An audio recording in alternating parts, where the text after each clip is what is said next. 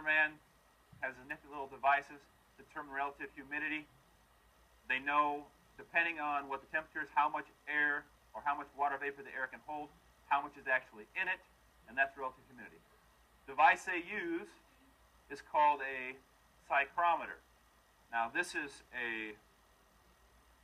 basically a simple version of a psychrometer. This is the one I whipped up yesterday. It's very simple. All it's got, two thermometers. These thermometers are exactly the same. They both read in Celsius. I just took them and mounted them to a piece of, like a file folder. Two pieces of foam, cut little notches in it, ran them across there. What's the main difference between the two, though, is this.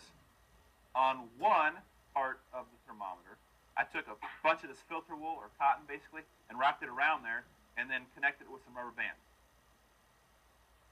These are called the bulbs of the thermometer, the silver parts down here on the bottom. What they do to measure relative humidity is they take these two, and they take this bulb here, and they get it wet. This is the wet bulb, this is the dry bulb. This one stays dry. They read the two, they will come up with different temperature readings. Then you do a little formula, which is really easy, I'll show you in just a bit, and you come up with the relative humidity, or actually what the humidity is in the air compared to how much you can actually hold. That's the psychrometer. And we'll look at that a little more in a bit. Next one, absolute humidity. This is pretty simple. Basically, it's to measure the amount of water vapor that's in the air at a certain time. Or I guess it says up there, measure the amount of water vapor that the air contains at any given time and place.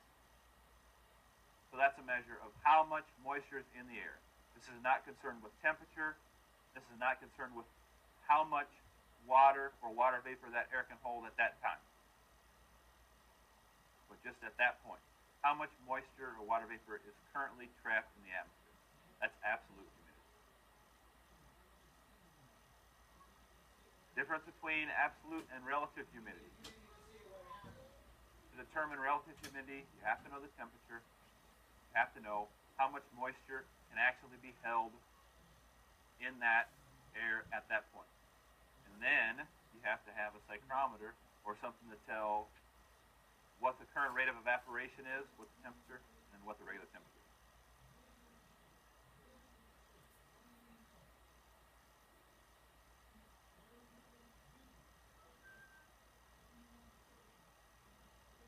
Got this?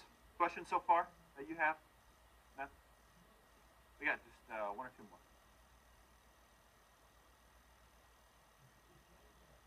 There you go.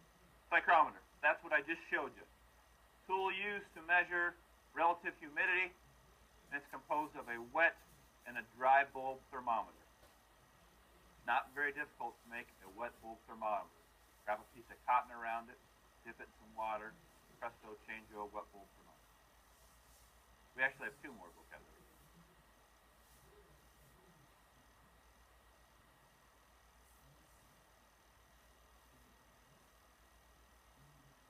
Next one, dew point.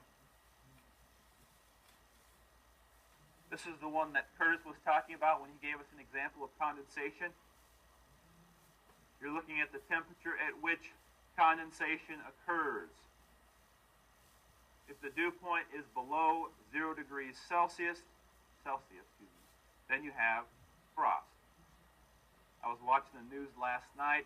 They said the low last night was supposed to be like 60 or 66 degrees, and the dew point was 48.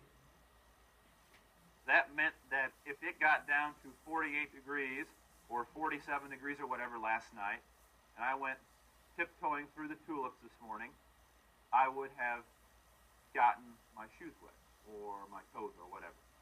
That's the dew point.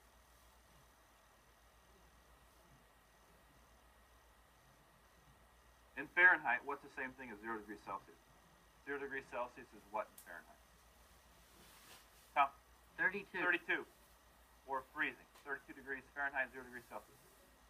If you have the dew point, or you have dew occur and it drops below freezing, 0 degrees Celsius or 32 degrees Fahrenheit, then you take those molecules of water vapor in the atmosphere and you freeze them. And then they accumulate as frost. So you have to scrape your windows in the morning, or there's a very good possibility we might get another frost. We're getting to the point where we might be past it, but I wouldn't be surprised if the temperature drops real cool, maybe next week, one night, and kills everybody's plants that they've recently put down.